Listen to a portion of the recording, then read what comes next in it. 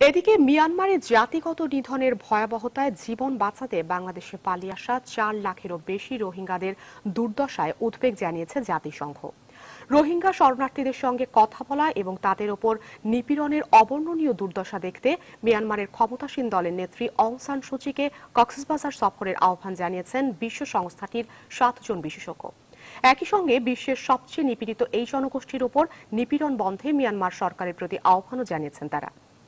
মঙ্গলবার জাতিসংঘের মানবাধিকার বিষয়ক হাই কমিশনের এক বিবৃতিতে তারা এই আহ্বান জানান। জাতিসংঘের মানবাধিকার বিষয়ক হাই কমিশনের বিবৃতিতে স্বাক্ষর করা বিশেষজ্ঞরা হচ্ছেন মিয়ানমারের জাতিসংঘ মানবাধিকার পরিস্থিতি সংক্রান্ত বিশেষ দূত ইয়াংকি লি, বিচার বহির্ভূত হত্যাকাণ্ড সংক্রান্ত বিশেষ দূত এগনেস ক্যালার্ন, সংখ্যালঘু বিষয়ক বিশেষ দূত ফার্নান্ড ডে ভেরেনেস, গৃহায়ন ও জীবনযাত্রা বিষয়ক দূত লেইলানি ফারহা এবং অভ্যন্তরীণভাবে বাস্তুচ্যুত জনগোষ্ঠীর মানবাধিকার বিষয়ক দূত সিসিলিয়া জেমেনেজ। মুখে হত্যা নির্যাতনের ভয়াবহ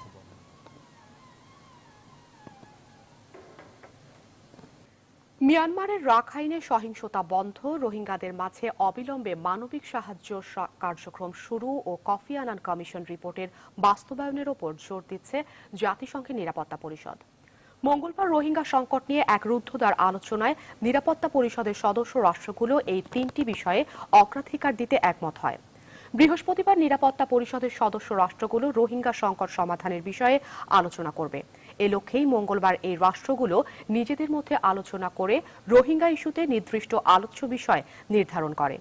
মঙ্গলবার এসব তথ্য জানায় আন্তর্জাতিক সংবাদ মাধ্যম। এর আগে যুক্তরাষ্ট্র, যুক্তরাজ্য, ফ্রান্স সহ 7টি দেশ রোহিঙ্গা বিষয়ে জাতিসংঘ মহাসচিবের প্রতি উন্মুক্ত আলোচনার আহ্বান জানায়। এরপরই এই ইস্যুতে আলোচনার জন্য বৃহস্পতিবার দিন ধার্য করেন সংস্থাটির মহাসচিব অ্যান্টোনিও গুতেরেস।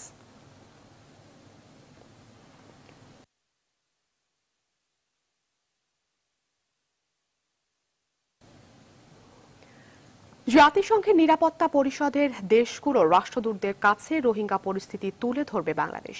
আজ এক বৈঠকে পররাষ্ট্রমন্ত্রী এইচ মাহমুদ আলী সার্বিক পরিস্থিতি তুলে ধরবেন। জানা গেছে, শরণার্থী হিসেবে বাংলাদেশে আশ্রয় নেওয়া রোহিঙ্গাদের নাগরিকত্ব যাচাইয়ের কাজটি জাতিসংঘের তত্ত্বাবধানে করতে আন্তর্জাতিক সম্প্রদায়কে প্রস্তাব দিতে যাচ্ছে বাংলাদেশ। রাখাইন রাজ্যে দমন পীড়নের শিকার হয়ে গত এক মাসে প্রায় 5 লাখ রোহিঙ্গা বাংলাদেশে আশ্রয় নিয়েছে। এর আগে বিভিন্ন সময়ে আসা 4 লাখেরও বেশি রোহিঙ্গাও রয়েছে বাংলাদেশে। এদিকে রোহিঙ্গা ইস্যুতে আলোচনার জন্য আজ ঢাকায় আসছেন জাপানের পররাষ্ট্র প্রতিমন্ত্রী।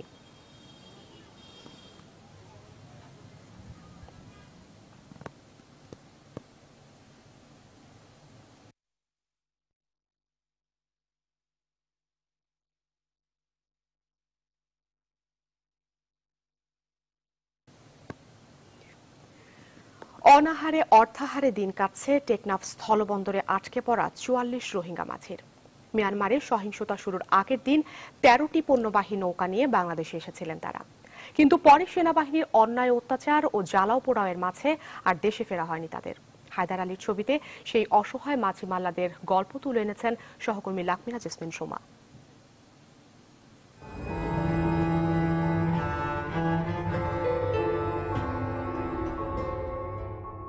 নদী পেরুলেই পাহাড়, পাহাড়ের ওপারে মিয়ানমার, যেখানে আরাকান রাজ্যে রোহিঙ্গা মাঝি আয়াজের ঘর। দিনভর সেদিকেই তাই চেয়ে থাকা। 24 আগস্ট 13টি পণ্যবাহী বড় নৌকা নিয়ে বাংলাদেশে এসেছিলেন 44 মাঝি মাল্লা। পরদিন 25 আগস্ট রাখাইন রাজ্যে শুরু হলো রোহিঙ্গাদের উপর দেশটির সেনাবাহিনীর অন্যায় অত্যাচার। মৃত্যু ভয়ে আর ফিরে যেতে পারেনি এই মাঝিরা। আজ কি যদি মালায়ার তারা হদ্দিকে এখন জানি পারিবা। এখানে আসার পরে তারা জানতে পারে যে ওখানে যে সমস্যা সৃষ্টি হয়েছে, এরপরে তারা আর যায়নি ওখানে। ট্রলারে যা খাবার ছিল শেষ, খেয়ে না খেয়েই তাই দিন কাটছে তাদের। আছে কর্মহীন থাকার যন্ত্রণাও।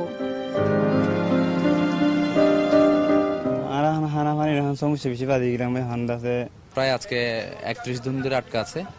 তাদের এখানে কোনো কাজ নেই, কোনো ধরনের টাকা পয়সার কোনো তাদের কোনো উৎস নেই।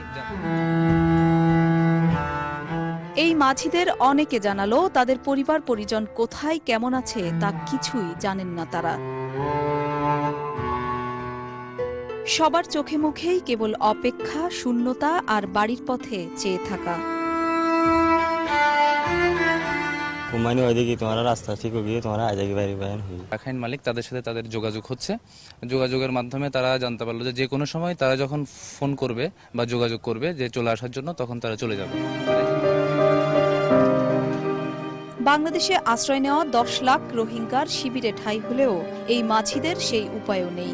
তারা না পারছেন ক্যাম্পে যেতে, না পারছেন দেশে ফিরতে। তাদের এখন আমাদের দায়িত্ব করে রেখেছে, সেহেতু আমরা তাদের নিরাপত্তার জন্য তাদেরকে সহযোগিতা আমরা কামনা করি। এখান তো বর্ডার যেহেতু কাছে, ধোঁয়া দেখা যায় মাঝে মাঝে, আর এই ছাড়া তো আর আমাদের অন্য কিছু জানার সম্ভাবনা নাই। বাংলাদেশে আশ্রয় নেওয়া 8-10 লাখ রোহিঙ্গার মতো এখানে আশ্রয় নিতে বাধ্য হয়েছে 44 জন রোহিঙ্গা মাঝি, যাদের এখন শুধু অপেক্ষা ঘরে ফেরার, আর তাদেরকে নিরাপত্তার সাথে ঘরে ফিরিয়ে দেওয়ার প্রত্যাশায় বাংলাদেশ। আগামী মাসে মিয়ানমার সফরে যাবেন স্বরাষ্ট্রমন্ত্রী আসাদুজ্জামান খান কামাল। মঙ্গলবার সচিবালয়ে এক সংবাদ সম্মেলনে তিনি একথা জানান। বলেন, মিয়ানমারে গেলে আলোচনা হবে দেশটির সরকার কবে রোহিঙ্গাদের ফিরিয়ে নেবে এবং মাদক চোরাচালান বন্ধের বিষয়ে। স্বরাষ্ট্রমন্ত্রী বলেন, মিয়ানমারের হেলিকপ্টার বারবার বাংলাদেশের আকাশসীমা লঙ্ঘন করার ঘটনা ধৈর্যের সাথে পর্যবেক্ষণ করছে সরকার, তবে বিষয়টি এখনই হুমকি হিসেবে দেখা হচ্ছে না। এক প্রশ্নের জবাবে তিনি জানান, রাজধানী জুড়ে উল্টো পথে গাড়ি চলাচল বন্ধের যে অভিযান চলছে তা অব্যাহত থাকবে। মায়ানমারের সঙ্গে আমাদের বিষয় একটি, যেভাবে তাদের মায়ানমারের অধিবাসীদেরকে তারা যে নির্যাতন করে কিংবা তাদের এলাকার থেকে, তাদের বসতবাড়ির থেকে বিতাড়িত করে দিয়েছেন, তারা কবে তাদেরকে ফেরত নেবে, এটাই থাকবে আমাদের মূল আলোচনার বিষয়বস্তু। প্রধানমন্ত্রীর সিদ্ধান্ত নিয়ে আমরা পরবর্তী আমরা কখন যাব কিংবা যাব কিনা। রোহিঙ্গাদের মাঝে ত্রাণ বিতরণ করেছে বসুন্ধরা গ্রুপ। স্থানীয় প্রশাসনের সহায়তায় মঙ্গলবার উখিয়ার তাজনিমার খোলা রোহিঙ্গা ক্যাম্পে ত্রাণ দেয় দেশের স্বনামধন্য এই শীর্ষ ব্যবসায় প্রতিষ্ঠানটি। প্রায় 12,000 পরিবারের জন্য লুঙ্গি, থামি, মশারি সহ শিশুদের পোশাক দেওয়া হয়। এছাড়া রোহিঙ্গা ক্যাম্পগুলোয় কয়েকশো নলকূপ, স্যানিটারি ল্যাট্রিন এবং গোসলখানা স্থাপন করেছে। বুধবারও বিভিন্ন উপকরণ বিতরণ করবে বসুন্ধরা গ্রুপ। প্রাথমিক পর্যায়ে প্রায় 40,000 রোহিঙ্গাকে ত্রাণ দিচ্ছে প্রতিষ্ঠানটি।